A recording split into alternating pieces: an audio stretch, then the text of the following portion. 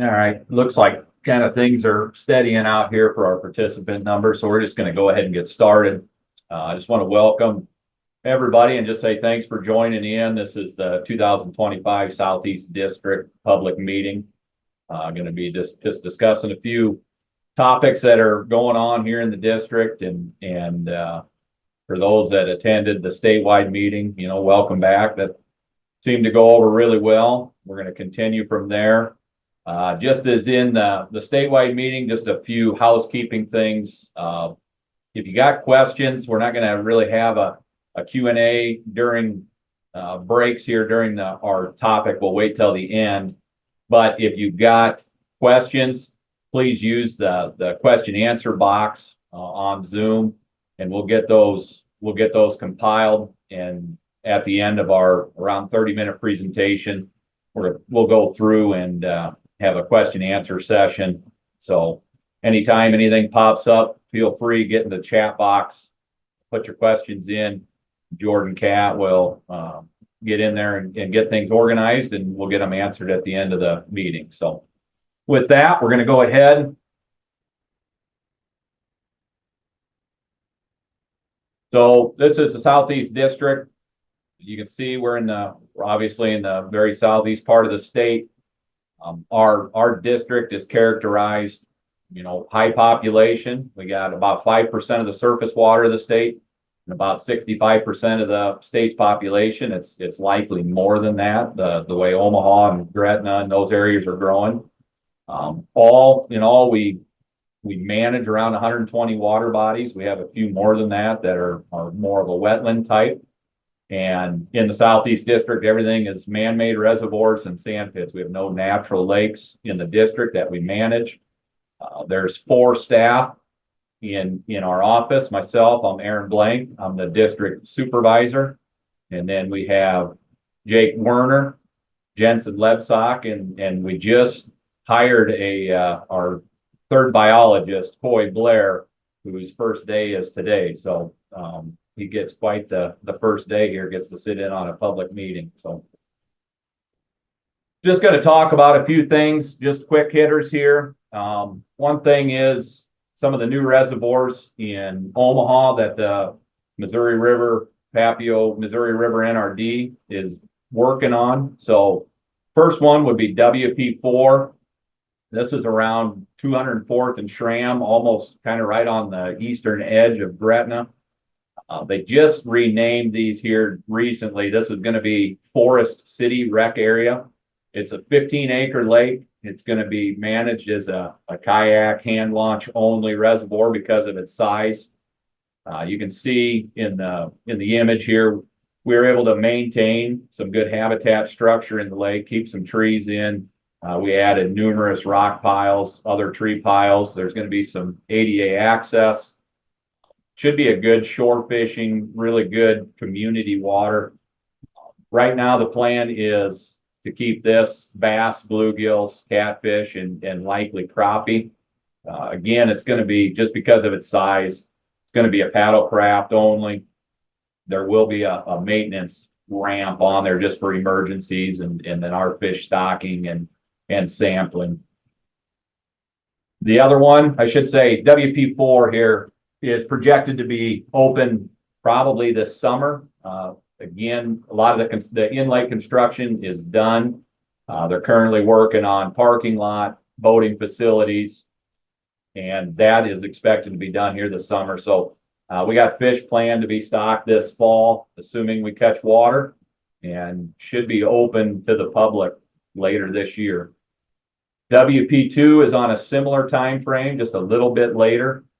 Much of the in-lake work is done. They're finishing up the outlet structure. This is planned to be open again sometime this summer. It's on 180th and Giles. This one is going to be called Mad Bear Rec Area. So keep an eye out for that. It's 17 acres. And again, just because of the size and boater conflicts, this is going to be also managed as a hand launch paddle craft only. We got series of breakwaters or of bump outs and We'll have a fishing pier with ADA access on it. And again, this one will also be planned to be bass, bluegill, catfish, and crappie.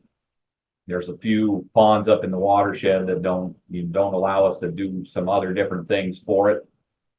And the last one would be WP1, is on 180th and Fort. So if you know where Flanagan Lake is, this is essentially right to the southwest corner. And this is going to be Marlin Peterman rec area. It's 20 acres, hand launch. You can see the conceptual drawing here. They're all pretty similar. The Papio NRD does a really good job of incorporating recreational components into these flood control reservoirs. And so, we're going to have a good access trail all the way around. We got multiple bump outs for fishing access. We will have one ADA fishing pier. And this is going to be a similar fishery to what we have at Big Elk and Portal. Right now, the plan is smallmouth bass and yellow perch. And we're also leaning that this one would take up some of the trout stocking that Standing Bear is no longer going to have. And so that way we would have a trout stocking on that northwest side of Omaha again, and probably a lot more efficient of a place to be stocking trout just for catch rates and to make sure those fish are accessible to everybody. So those are the three that are going to be opening up here soon. WP1 is under construction now. You'll see them moving dirt.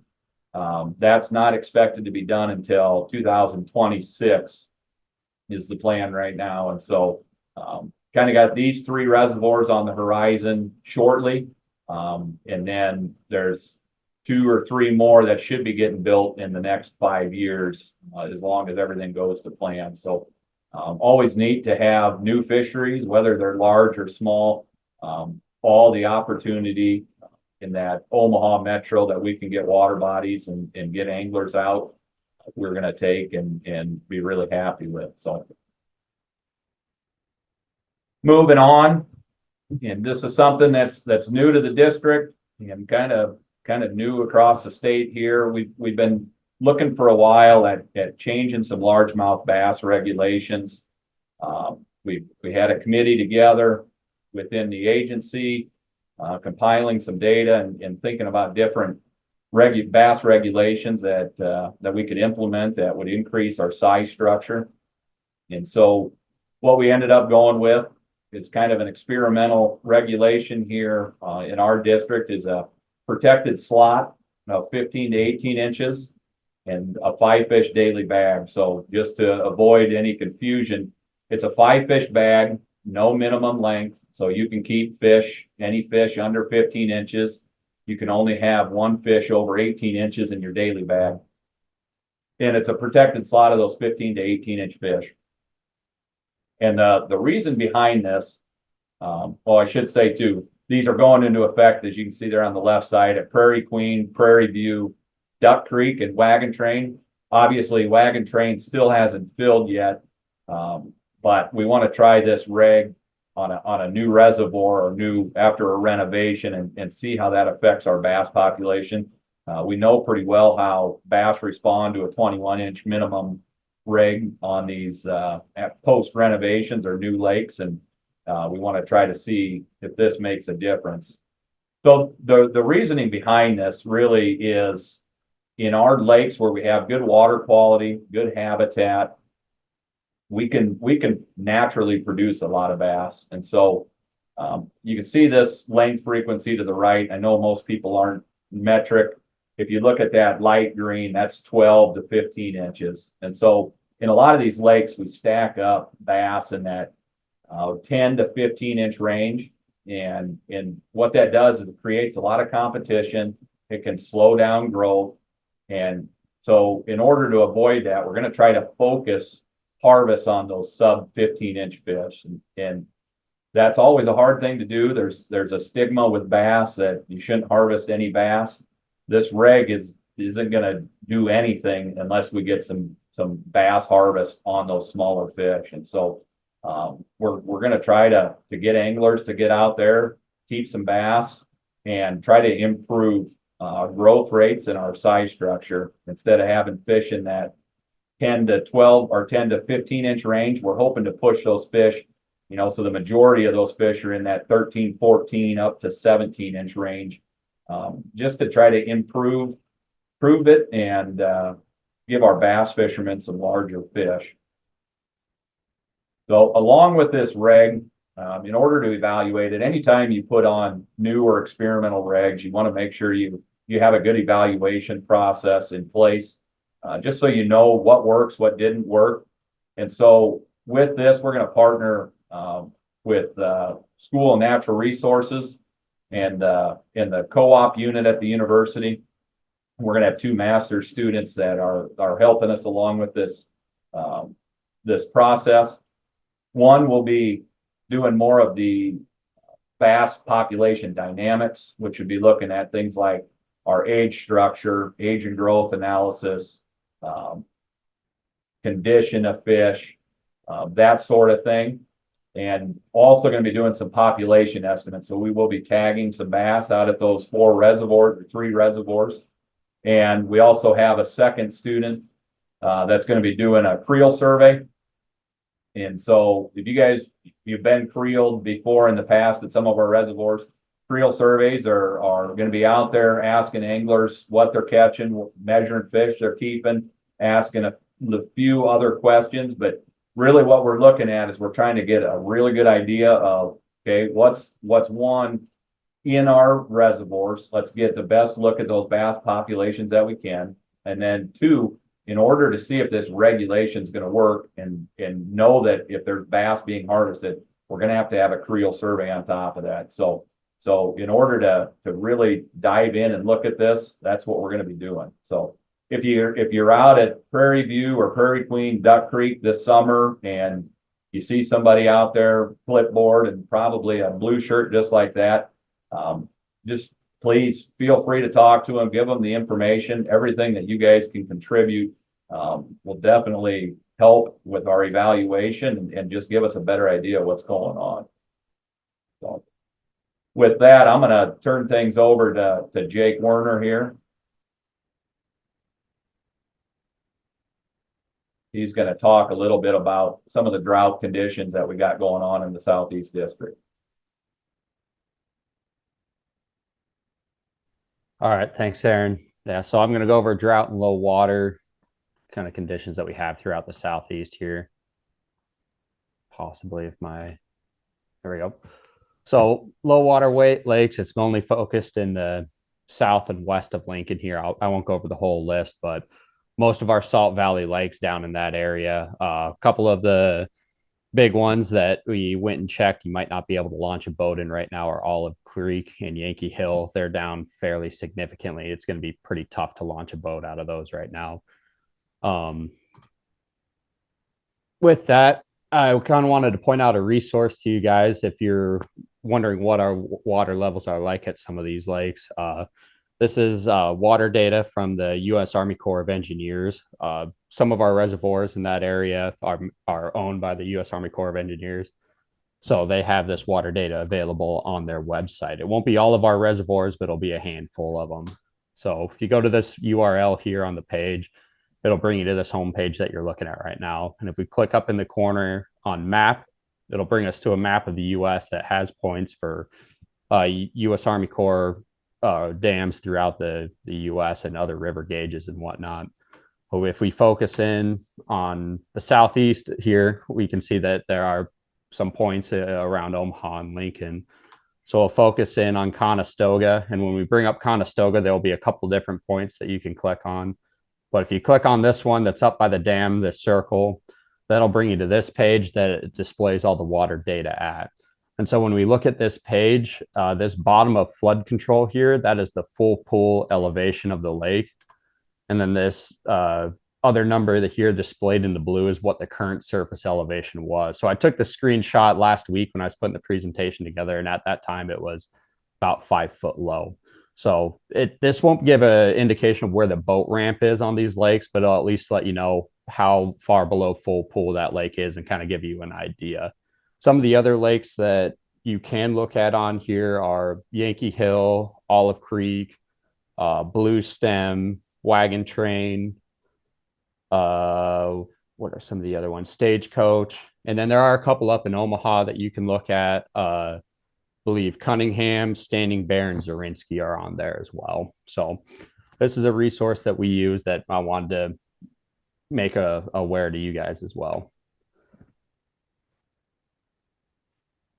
So moving on, some of our recent significant fish kill events that we had, Big Indian and Killdeer, they've had significant fish kill events last year to point where it wasn't all the fish in there, but it was the majority of them. And we have already stocked some fish back in Big Indian. It received the saweye stockings in it last year. And we plan on moving some more fish into both Big Indian and Killdeer, or a Big Indian and Redtail this spring. Killdeer, Cottontail, and Merganser are all significantly low. We will move fish in once those reservoirs start getting water back into them once this drought breaks. Other reservoirs of concern with fish kill events, once again, mostly in that southeast area or the southwest area of Lincoln in the Salt Valley Lakes. Blue Stem, East Twin, Hedgefield, Olive Creek, Wagon Train, Wild Plum, Willard Mire. These are all significantly low and could have possibilities of fish kill events there that we haven't seen. We do plan on monitoring these as we can. Some of them we can't get boats in to look at, but the ones that we can, we'll go and investigate and keep an eye on. We kept an eye on most of them through the winter, and we didn't find any fish kill events or any low oxygen. So hopefully they'll pull through and we'll get some rain and fill them back up.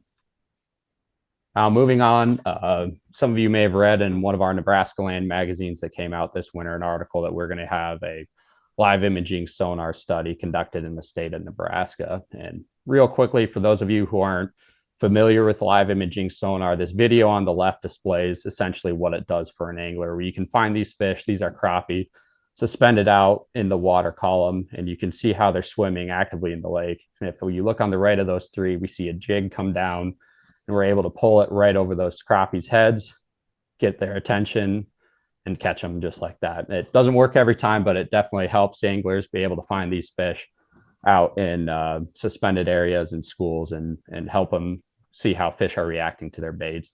And with this technology, there's been a lot of concern from anglers, obviously, if this is going to improve catch rates for people who have this technology to the point where it can harm our fisheries. So there's been quite a few studies that have looked at it thus far. This map kind of shows the states that have published studies on it. So there's Minnesota, Kansas, Texas, Arkansas, and Mississippi. And for the most part, we see varying results that these states have found. Minnesota and Kansas both found no difference between people that were using LIS and people that weren't. However, Texas found that LIS users caught 1.5 to 2 times more crappie than non-users. Arkansas found that approximately 2 times more people, or 2 times more crappie were caught by LIS users. And in Mississippi, they found that 2 to 3 times more crappie were caught for LIS users. And that's kind of interesting, and it makes you wonder, why are we seeing such a range of differences? And maybe part of that is the timing that these studies were done. In Minnesota, this creel was done during the winter through the ice. In Kansas, this is a study that's been widely publicized, but it was done during an acute period of time in late November, early December, and it was a controlled experiment. Texas and Arkansas were year-round creel surveys, and I believe Mississippi was too. So it brings the question, is there effective seasonality? Is there a time of the year where these machines really shine and really help people catch more fish? So we kind of wanted to dig into that aspect of it, and we want to know how these units are affecting fishermen's catch rates to help us manage our fisheries to the best of our abilities. So with that, if you've been creeled in the last year, you may have been asked, were you using LIS when you were out? And we were able to use that data to kind of get some inferences on whether or not there's been an impact. And so far, our preliminary results from that have showed that yes, people with LIS units have been catching more fish than people without. But we want to dig a little bit more into that, and we want to have a controlled experiment similar to what Kansas did, but we also want to incorporate that effect of seasonality as well. And the way that we have our experiment designed is a little bit too big for us to handle internally just as an agency. And we want to be able to expand our sample size and collect as much data as we can. And so that we are actually asking for volunteers from the public, for people that have LIS units, have a boat, and have a wanting attitude to help us do some citizen science and contribute to this study. So if you're interested, yeah, shoot me an email. I'll be sending out an email to people later on this spring. Those of you that are interested in helping with this, kind of setting up a meeting to talk more in depth about what the study will entail and what's expected from our volunteers. But with that, I'll turn it over, and Jensen will finish this off. Thanks, Jake. Let's see if I can get control here.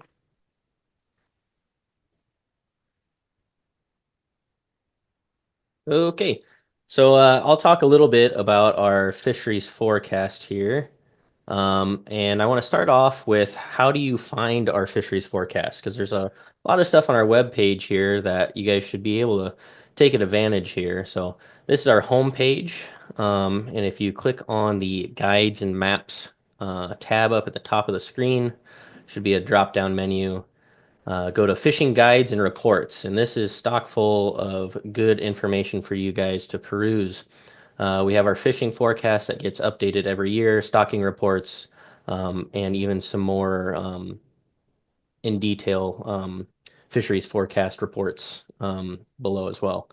But this is what our fisheries forecast for 2025 looks like. This is for the entire state. And this is something we put out every year. But for our district, this is our fish sampling reports section. It's also under that guides and maps area as well. And this should have past data in there as well. But for the Southeast District, this is kind of our top picks. If you guys want some more detail, definitely check out our website. But our top picks this year for walleye and saugeye, we had some good samples this last year at Cunningham and Walnut Creek, some decent size class as well as numbers. And then for largemouth bass, this kind of reflects our regulation change as well, especially at Flanagan. And then Checkland and Burchard have good populations as well. Crappie, we have a good population at Flanagan. And then Olive Creek, I'm going to caveat with the low water level. Jake touched on this earlier. We tried to get out there a little bit ago and see if we did have winter kill, but it's low enough we weren't able to launch a boat. So we're going to be trying to go this spring if we catch some water and see what our situation is there. But if the fish did live, it's going to be a good fishery this year, good size class. Same goes for bluegill. We have Cunningham and Yankee Hill. Again, Yankee Hill is fairly low. A lot of those district water bodies southwest of Lincoln are low. But if the fish are there and you can get on them from the bank, it should be a pretty good fishery. Channel catfish, the tried and true branched oak and Pawnee. It's a good choices to go, especially close to Lincoln. And then Zarinsky as well has some good fish there.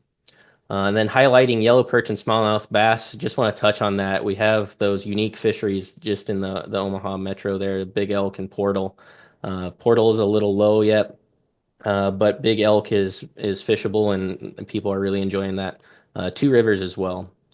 And then red ear, I wanted to highlight Duck Creek here. It's been kind of a hidden gem for those that know about it, but the panfish here are really, really good, especially the red ear. The same goes for Prairie Queen. It's a very good fishery. And then I'm going to transition into some of the habitat work we've been doing here in Southeast. So earlier, if you guys were a part of the statewide meeting, they were talking about the Standing Bear renovation. And we wanted to take advantage of this renovation this winter time. And we, when this lake was full and had ice on it, we decided we wanted to go out and cut some cedar trees and place them on the ice. We placed about 240 cedar trees with the help of any bass angling group. So thank you to those volunteers that helped. We were able to get a pretty good project done here. So this map is available on our website. I'll show you guys how to navigate there in just a second, but we have a bunch of different reservoirs on there that we've done brushing projects on as well, but each one is going to have a map that looks exactly like this. So each one of these red dots represents a single cedar tree. So you can see there's quite a few cedar trees that we added out here as part of this project. And then here's a picture of the day of what it looked like. So you can see that there's quite a bit of fishing structures that these fish can hang out here. We also had time to do one at Wildwood this year. We took advantage of the new boat ramp being installed. The old boat ramp, we decided to not break up the concrete, and we kept it in the parking lot there, just in hopes that we could make some rock shoal piles. So here's a map. You can see just kind of straight out from the boat ramp here, we added about 8 piles. And this is a picture of what that rock looked like that we added in. So we had help from wildlife, and they brought their skid steer down, and we were able to drag these out on the ice and make some decent piles. This is what the biggest pile looked like. We have 7 other smaller piles, but you can see that's quite a bit of rock that was put out there. So this is a very, very, very cool project. So take advantage of that this spring and summer and fish some fish that are hanging out on these. So to find these on our webpage, again, this is our home page here. We have our guides and maps tab up at the top, and then you go to the guides and maps section here. You'll have to scroll down just a little bit, and you'll see this maps section, and then you're going to click on view all maps, and then scroll down a little bit again, and you'll find the lake contour maps tile here. This will bring you to like an interactive page if you just click the view contour maps, but if you do the find downloadable maps, you'll be able to find the maps for our habitat projects. So this is current of what we have right now.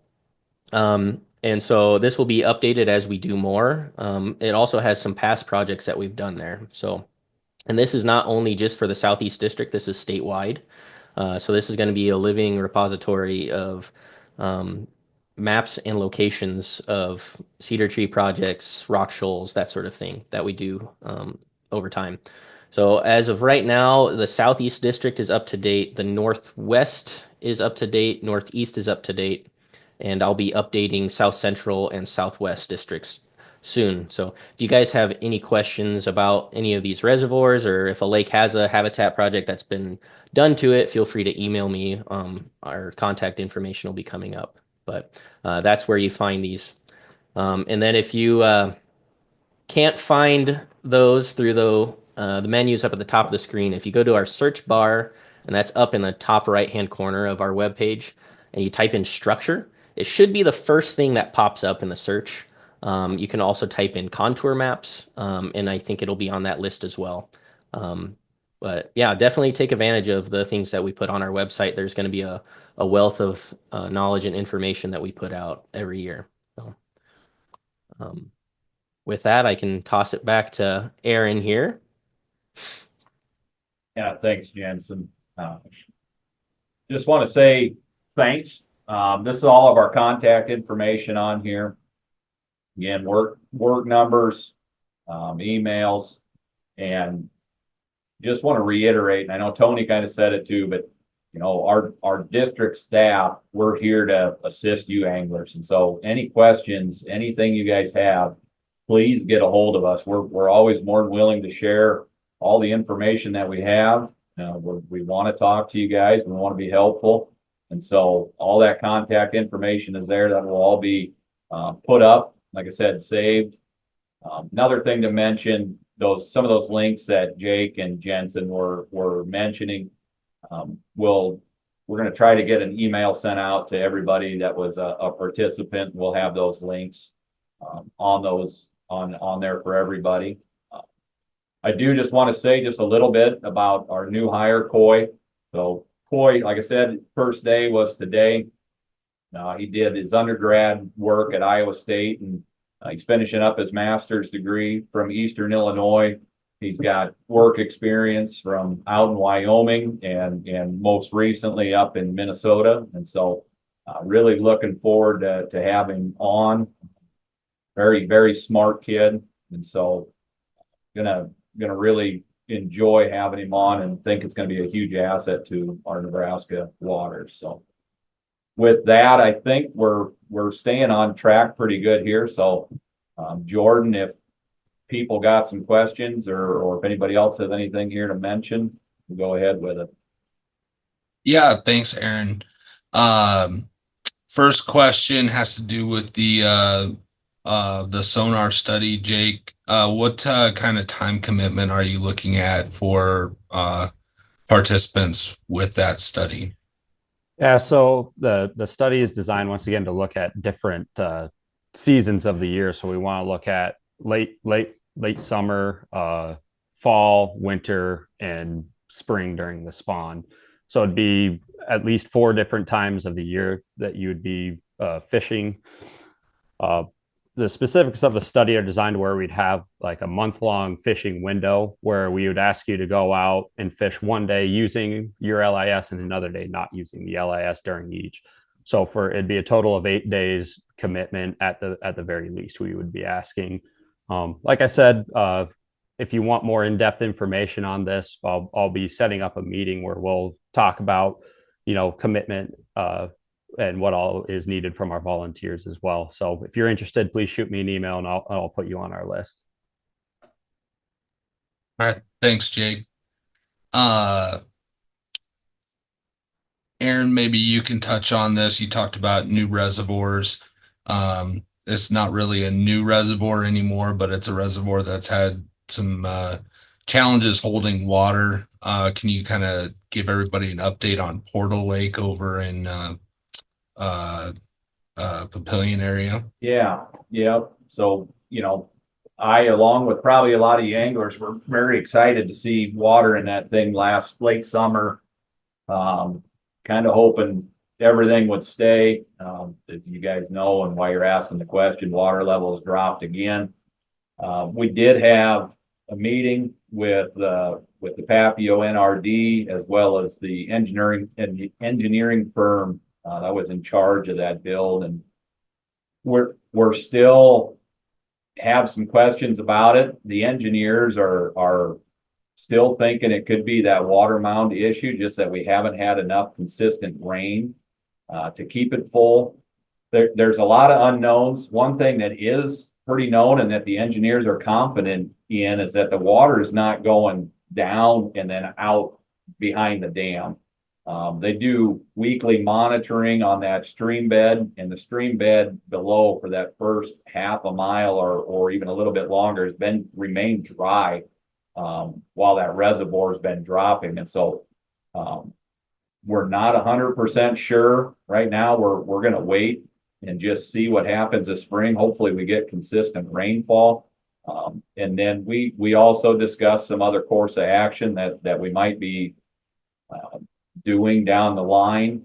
Again, and just with all of that stuff, and we're not engineers and we're not hydrologists, and so we're kind of relying on the expertise from some of the other people, and we've got discussions in house. Just know that we're working on it, and it's a big concern from our agency, and we're going to do all that we can to try to keep that thing going and hopefully catching water. So. Thanks, Aaron. Kind of keeping in the line of new reservoirs, can you talk about growth rates in those new reservoirs in the few years after they're completed, and then kind of as things develop, how things kind of change a little bit with growth rates and what our anglers can expect for bass and bluegill? Yeah. So one thing in the fisheries world that we call, like, whether we do a renovation where it sits for a little bit, or it's a new reservoir that's built and flooded, would be what we call the new reservoir effect. So if you just decline the water levels and you get vegetation growth, when those come back, we get an impact of higher nutrients, more fish habitat, which can increase zooplankton. And so your growth rates in those first few years are some of the best growth that we typically see in our reservoirs. And so I know the question was kind of pointed at, when can you expect to be, harvesting fish? And for our bluegills, we're typically going to have some of those 8-inch fish from those first fingerling stockings in about 3 years. However, we typically always move some adult bass and bluegills in. And so Standing Bear, for example, we moved adult bluegill and bass in right away. So there's always an opportunity that there's going to be some of those bigger fish, and those adults that we move in can really grow fast, as evidenced by Flanagan. That picture on the screen of Jake Werner there was likely one of the adult crappies that were moved into Flanagan Lake when we first filled it. And, those fish were 17, 18 inches within a few years that were stocked at 9 to 10 inches. And so you kind of see some of that, but for the most part, you're looking at 2 to 3 years down the line, you should be catching some harvestable size fish. All right. And then one more question, somewhat dealing with the new lake, but also with some management decisions in the Omaha metro area. So stock and trout in WP1, and kind of the decision on how that came to be and moving away from stocking trout in Standing Bear. Yeah. So, Standing Bear, we totally understand the tradition of Standing Bear and the trout, and we knew it was going to be a little bit contentious, but the bigger thing is on those trout, we're trying to really boost our catch rates. Those trout fisheries, they're targeted to get new anglers out, kids out, families. And so the whole goal of that, we want to stock these smaller water bodies. There's less area, catch rates are higher. And so we just want to produce good fishing for those people. And so Standing Bear, going from a reservoir that size down to a 20-acre lake, even if it was a bigger, larger stocking or multiple small stockings, just the efficiency for those people and our anglers to go out there and catch fish. That was one of our bigger things. But the other side of it is larger reservoir, you got to stock a lot more fish. And so you take that opportunity away from somewhere else. And so moving to some of these smaller water bodies, we can increase our catch efficiency. And then also, it allows us to stock more water bodies. So that's kind of the reasoning behind it. It's always hard when things change, and we get it, but moving forward, I think this is going to be a popular destination. Absolutely.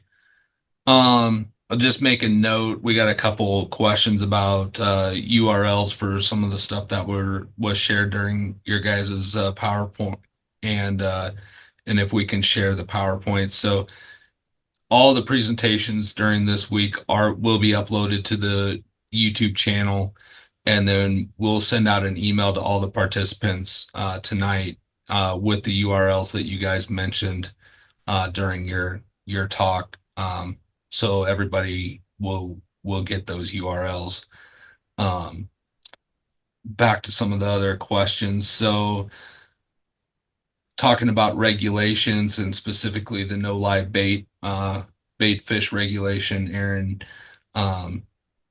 specifically on Holmes Lake and Yankee Hill, why are those still in place even though there are some of the species we're trying to keep out present in those waters? Yeah, sure. No, but I get that question. That's something we've been evaluating. And it's kind of a fine line of if you pull that renovation or you pull that regulation off, we don't want to flip flop and just keep going back and forth. If it's on some of those water bodies, and if it's only one problematic species, say we only have white perch or we only have common carp, it's still in the best interest of the fishery just to keep that down to one. We've noticed when you get 2 or 3 of those problematic species, that's when you really start to see declines. And so we do evaluate that. Part of it is, you know, if it's something that we see that might get renovated, you know, if we're seeing the fishery decline and we're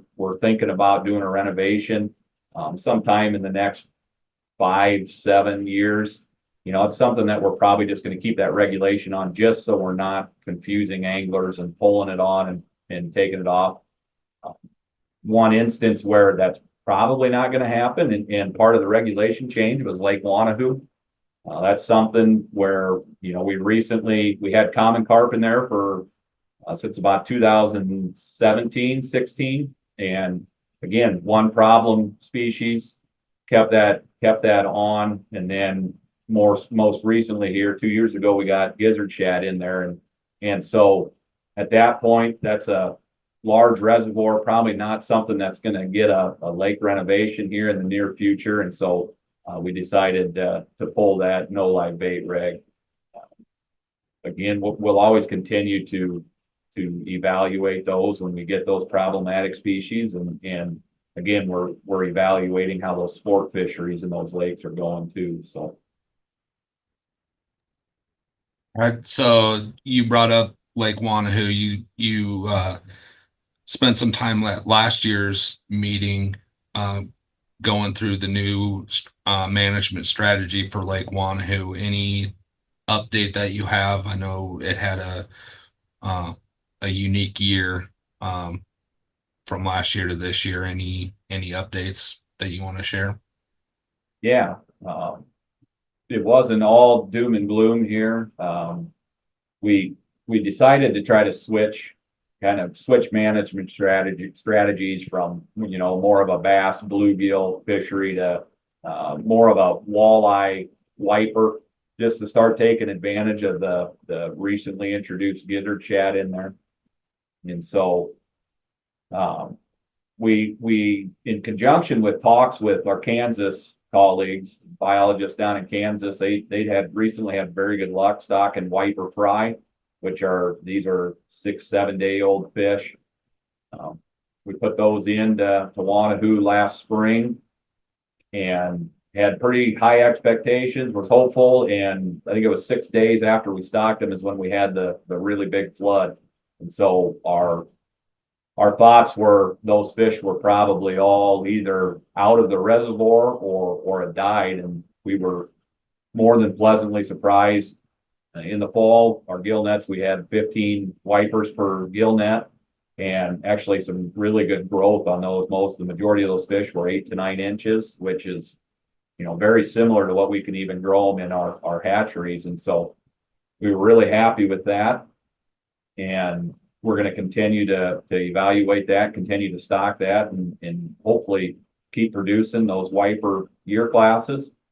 And then on the second hand, you know, that big flood did knock down our crappie densities, which, talking to anglers this winter and from our conservation officers and some of the other anglers I know, we did see an increase in size structure in those crappies. There was a few 12 to 16 inch fish caught out of there this winter.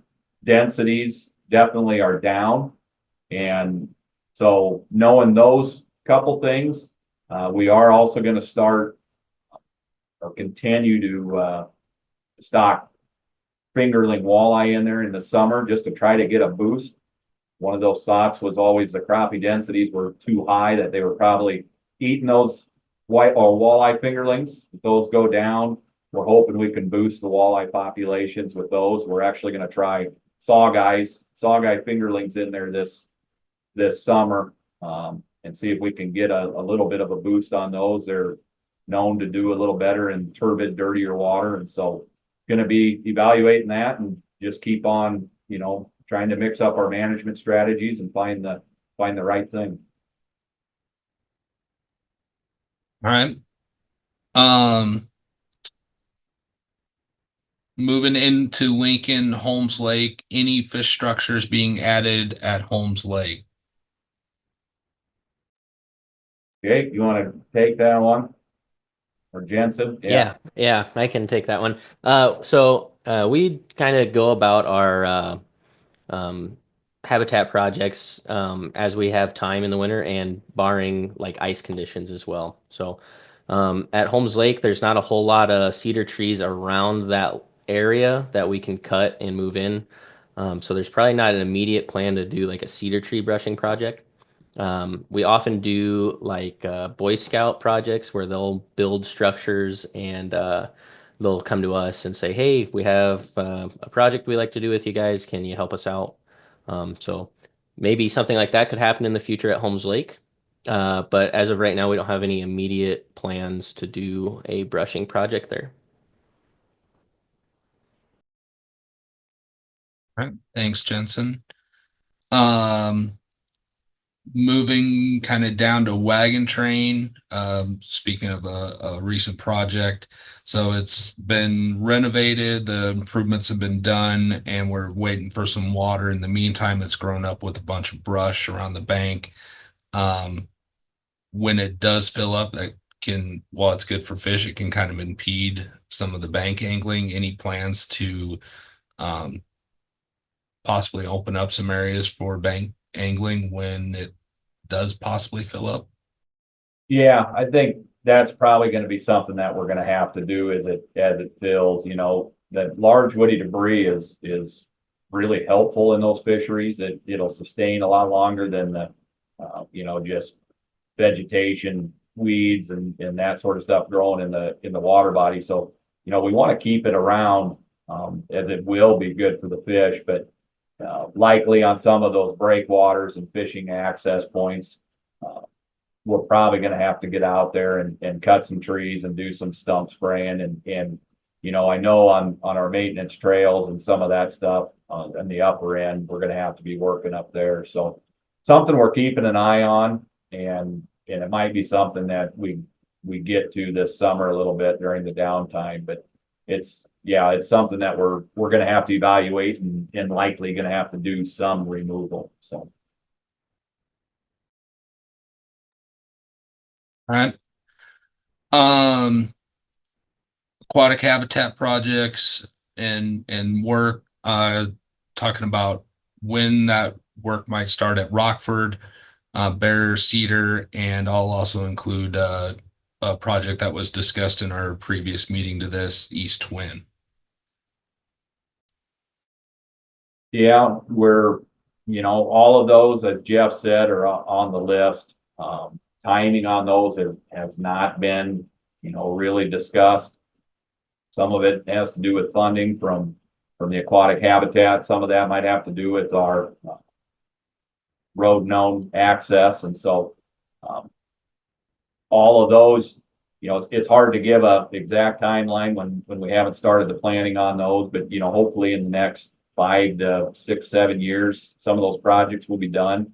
East Twin is probably one that's higher priority in the district. That's one that's been in the plans here for a while now, and just waiting on the timing and the funding for it, as Jeff mentioned in the statewide meeting.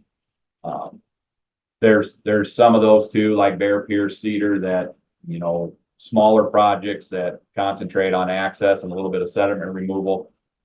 Those can move a little bit faster than something like Rockford that would be a whole aquatic habitat, and you're dealing with a lot more acres. And so some of those are a little bit advantageous when stuff works out, and we'll definitely have an announcement or something when those projects get started, so everybody knows what's going on.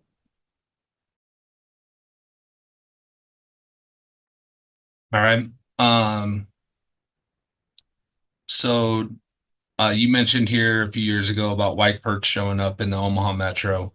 And we also have shad in some of those waters. Can you kind of discuss the impacts and what effect those are having on those water bodies now that we have white perch over in Omaha? Jake, you want to touch on that? Yeah. So we did sample 2 white perch at one time a few years back in Prairie Queen. Since that event, we haven't sampled anymore. So we're still, crossing our fingers, hoping we dodged the bullet and that we didn't have them recruit and establish in there. More recently, we sampled them in Cunningham. So that's a new infestation in Cunningham. And kind of like Aaron discussed before, these white perch are probably one of the worst of our list of invasive species that we can get in there. Early invasion, they'll do okay. They'll grow to larger sizes, and guys can get on them and catch them. We saw that at Wagon Train the first few years of the invasion. They grew to pretty good sizes. You know, they're a pretty good fish to eat. They're similar to a white bass when they're at those larger sizes. They're fun to catch, but as the years progress, their densities just get higher and higher and higher, and their growth gets lower and lower and lower until you end with what we see at Pawnee, Branched Oak, Holmes Lake, where you have these fisheries that are just dominated by 3-inch fish. And you know, our reservoirs are pretty small, being a couple hundred acres. And a good analogy to think about is they're kind of like a cornfield. You only have so much biomass that the cornfield can support. You know, there's only so much crop that a guy can put in. Our lakes are the same way, and where they can only support so much biomass. When a lot of that biomass is taken up by these invasive species like white perch, when they rapidly reproduce and outcompete some of our sport fishes, we'll see declines in those sport fish over time. So the big thing is to keep these fish out, and it's kind of the same thing with the gizzard shad.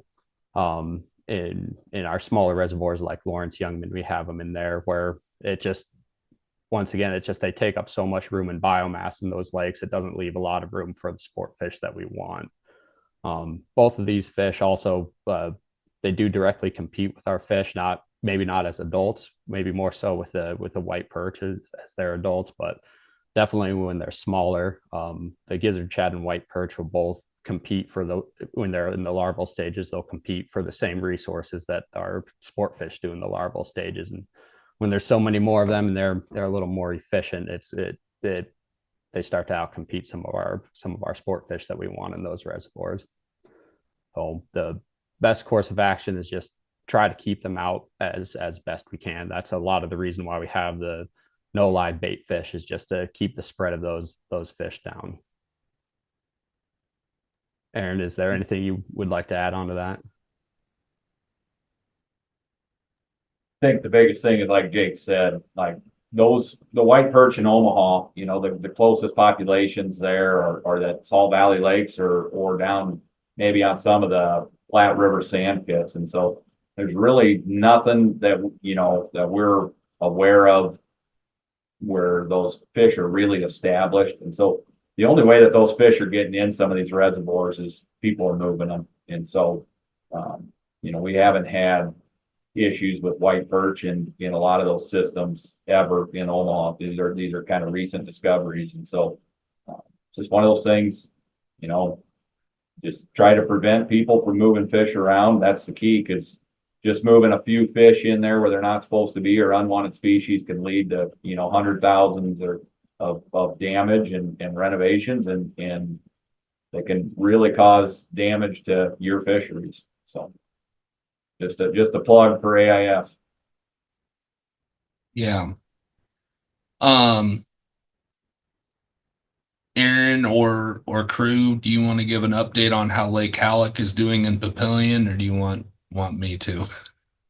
Say, go ahead, Jordan. You probably I feel have a silly pretty good asking idea. myself a question, but Halleck is kind of my lake. Lake Halleck has an abundance of small sunfish in it. It has a decent largemouth bass fishery that's kind of dominated by larger individuals. We're stocking smaller bass in there to help prey on those abundance of sunfish. So we recently just stocked about 600 largemouth bass that are 7 inches long. We're going to be evaluating those stockings, and that's to try to reduce that abundance of those small sunfish in there. We also, as you know, it's very, very popular stocking rainbow trout in there. We recently stocked about 1,200 rainbow trout. Another stocking here in April of 1,200 rainbow trout will be coming as well. And it also has a decent channel cat fishery in it as well. Lake Halleck is very, very popular. It's very well taken care of by our partners over in Papillion. And it's a very nice place to take your family and go fish, or just go fish during a lunch break or after an afternoon, or whenever you can get out there. So with that, kind of along the community waters aspect, and just in general, thoughts on adding more smallmouth bass, yellow perch fisheries in the district, in the area. Yeah, I mean, kind of, we're still evaluating, big elk and portals.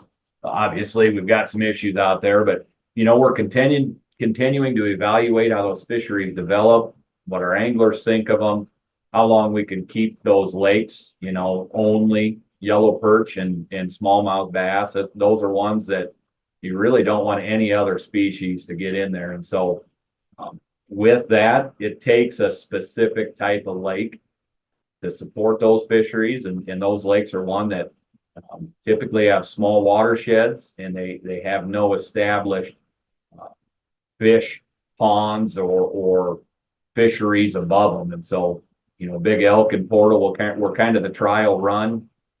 They've been successful. They're producing some nice perch and still growing some smallmouth bass. We do see some issues almost of too much natural recruitment of smallmouth bass. And so, you're limited on some of those small watershed ponds, and then some also sandpit lakes. We're trying them again in the trout lake at Two Rivers, and there's a lot of perch and smallmouth in there. Growth hasn't been quite as fast as what we've seen at Big Elk and Portal, but still unique fisheries. And we're going to try. We're always going to keep trying new things and evaluate how they work. But when conditions are right, it's obviously it's something that we're going to consider. And right now, with the addition of WP1, it's something that we're going to continue to move forward with until we see that they're either not working or they're not producing good fisheries. So we'll continue to evaluate as new reservoirs are built.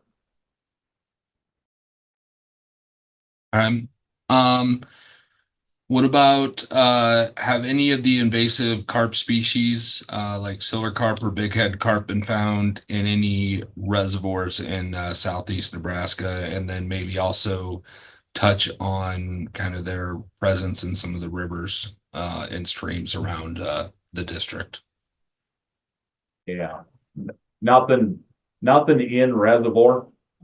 We have connection to the Platte and Missouri River through almost every one of our outlet structures. And so, anywhere in Salt Creek, the Papillion Creek, all of those, there's bighead and silver carp along with grass carp, common carp, but never made the jump. That's another thing where it's a good reminder again of not moving fish from the plunge pool of our reservoirs up to the main lake. We had some issues, I know, down at Duck Creek at one point here a few years ago, where it was just loaded with a silver carp, and the NRD had concerns of people that were possibly moving some fish up. And so we got down there, got signage up. But this is the thing, never move fish into the main body of water anywhere, no matter if it's a 7-pound walleye. Like the right thing to do is just leave them where they're at. Not everybody knows the species, and that's why we just try to limit those fish moving. So no impact, but all of our main stem reservoirs and our main stem rivers and all of our tributaries pretty much have silver carp in them at some point in the year. All right, we're pretty much here at time. Couple last questions. I'm just going to throw them out there and have you answer. Shadow Lake, has it been stocked with catfish recently? And then can you talk about stocking blue cats? Any benefit or downside to stocking those across the district in any of your water bodies? I'll touch base on shadow and I'll let Jake talk about blue cats. He's kind of our blue cat biologist here. So Shadow Lake has not been recently stocked. It's going to be this year. Shadow and Midland are planned to get stocked this year. It's been managed as kind of a low density fishery. We kind of looked at it and evaluated that this year. It has been a while since it had another stocking, and so it's something that's probably going to get moved to a 3 to 5 year stocking here in the future, just to upkeep it a little bit. But channel cats will be stocked in Shadow and Midland this year. Oh, we've been stocking blue cats in Pawnee and Branched Oak for a while now. Part of the issue with blue cats is we don't have a brood source for them, so we have to trade and get them from elsewhere. And recently we were getting them from Missouri, and that's where the recent stockings have come from. And now we're getting them from Arkansas. And part of the advantage of getting them from places further south is they spawn earlier in the year, and we get them in our hatcheries and we can grow them as large as possible, because blue cats are kind of finicky in a hatchery, and survival on them over winter is fairly poor. And we know from past stockings at both Pawnee and Branched Oak that we got to get them as big as possible in order to get them to survive. And that big year class in Pawnee was 1 year we were able to successfully overwinter them at our hatchery and stock them in there. They went in at 8 to 10 inches and have done incredibly well. So the previous stockings with the Missouri fish, they went in at 4 to 5 inches around in there, and we saw some return on them. But recently with the fish coming from Arkansas, we've been able to get them a little bit bigger. And encouragingly, we've been seeing more and more of those smaller fish showing up in our sample. So hopefully these stockings are having an effect, and they'll help bolster both those populations. And we additionally have been stocking these smaller blue cats in Zarinsky as well. We haven't found any small blue cats since we started stocking them in there, but we'll be evaluating that further this summer, and hopefully we'll start seeing them show up as well. We know that there is a population of them down in Rockford. I'm glad that you're taking advantage of them. We sampled it 2 years ago, and we found lots and lots of small juvenile fish, a lot of 8 inches, but there were a few 4 or 5 pound adults mixed in as well. Was there any more to that question, Jordan? No, I think that covers it pretty well. Okay. One last question I'm going to ask Jensen, just because he hasn't got asked anything yet. Are there rock bass anywhere in the district? And I know you're a rock bass angler too, so. I think the one spot comes to mind would be Conestoga, but I don't think we've sampled them recently out there. It's been a few years, I think, maybe since we've seen one. But maybe Aaron has another spot.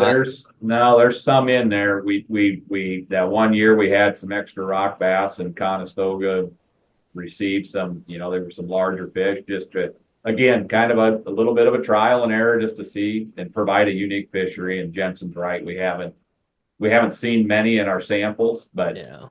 the low lake levels out there, sampling anything has been difficult. So I wouldn't say that there's none in there, but the populations are pretty small.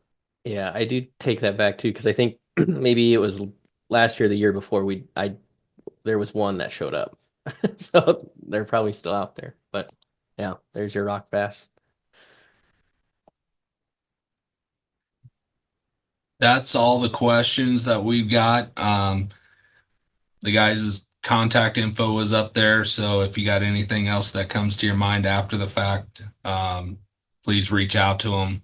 They love to hear from you. They're all anglers themselves, very, very avid, and they love to talk fishing. So thank everybody, and I'll turn it back over to Aaron and anybody else that has anything closing.